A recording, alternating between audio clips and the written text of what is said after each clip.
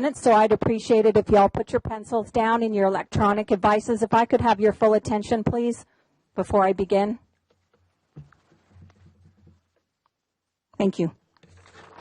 My name is Maria Schultz, and I am the Facebook administrator of Opt Out Hernando.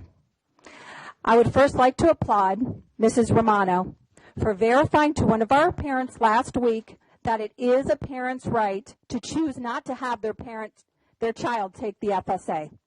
I'd also like to applaud Explorer K8, who has treated my daughter right here.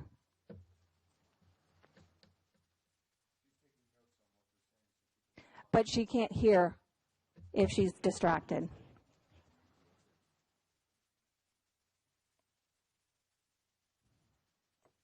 Thank you.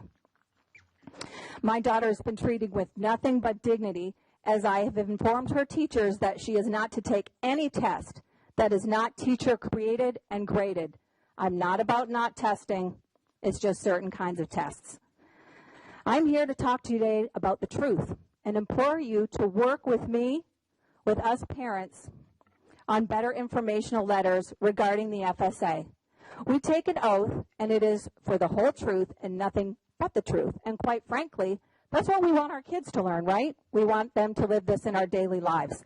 I find it quite appalling as more and more parents and teachers are sending me these FSA letters, which consist of half-truths. While I appreciate the statute 1008.25 is included, a very valuable part has been left out, which is Part 6.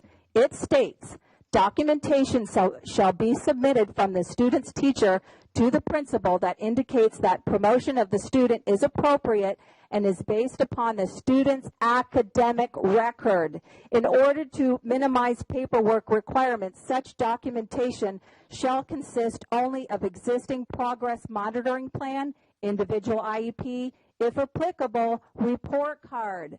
It is not legal to retain a child based on one test.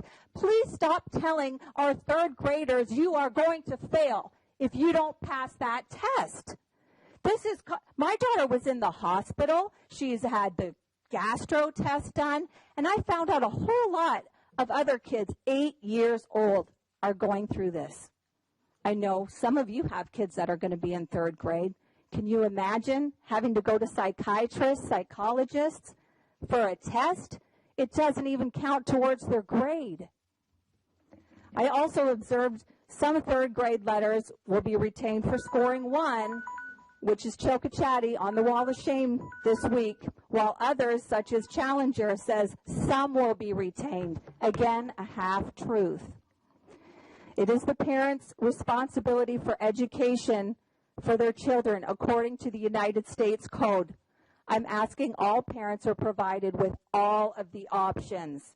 And while I appreciate that under the state statute that the teachers have to administer this test, our kids don't have to answer one darn question.